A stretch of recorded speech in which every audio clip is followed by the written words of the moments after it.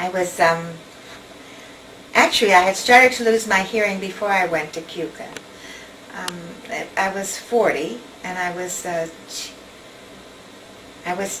substitute teaching in the high school. I was teaching math, and I was having trouble understanding the children in the back of the room. Did they say 32 or did they say 33? And when I asked them to repeat, they would change their answer. So I knew that I had to do something if I continued teaching. Well, then the job came up at the college, and I was working with men who had deep voices, and I could hear them.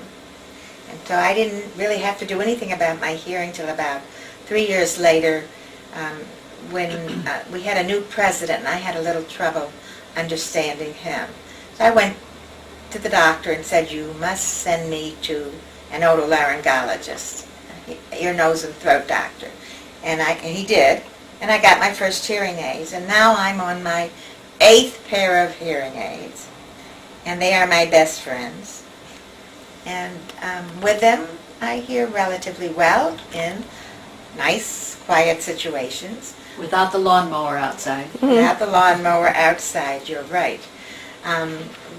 Without music in the background, without a lot of people talking.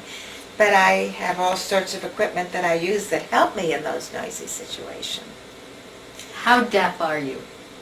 I have an 85 decibel loss in both ears, and that's a profound deafness. Give us an example. Without the hearing aids, I don't hear anything. So it's a bomb going off, maybe. Well, a bomb that had the low-pitched sound. Yes. If it were a high-pitched sound, I wouldn't hear that. What's some of the technology that you use? Well, I have, on my phone, I have an amplified receiver. I have captioning on my television. Everybody who's bought a television since 1993 has captioning. The chip is in there. They just need to turn it on. I have, wear 2 hearing aids, 2 behind-the-ear hearing aids, and they really permit me to hear very well. I can still hear the doorbell and the telephone ring, and so I don't need a light or flashing or something to tell me about that. To wake me up, I have a vibrating alarm clock. But you know, having a hearing loss has turned into an opportunity.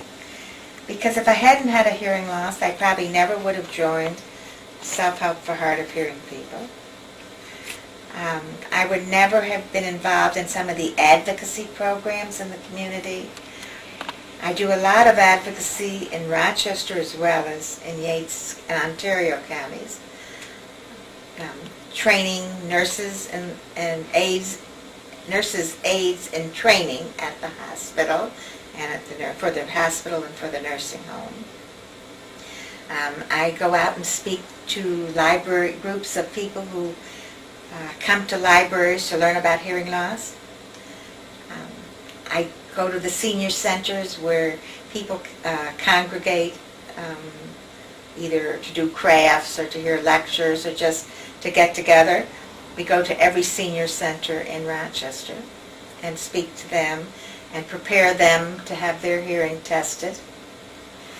So it has turned into a fun volunteer work.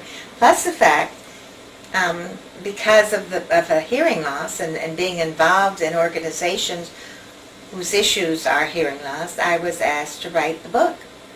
My book is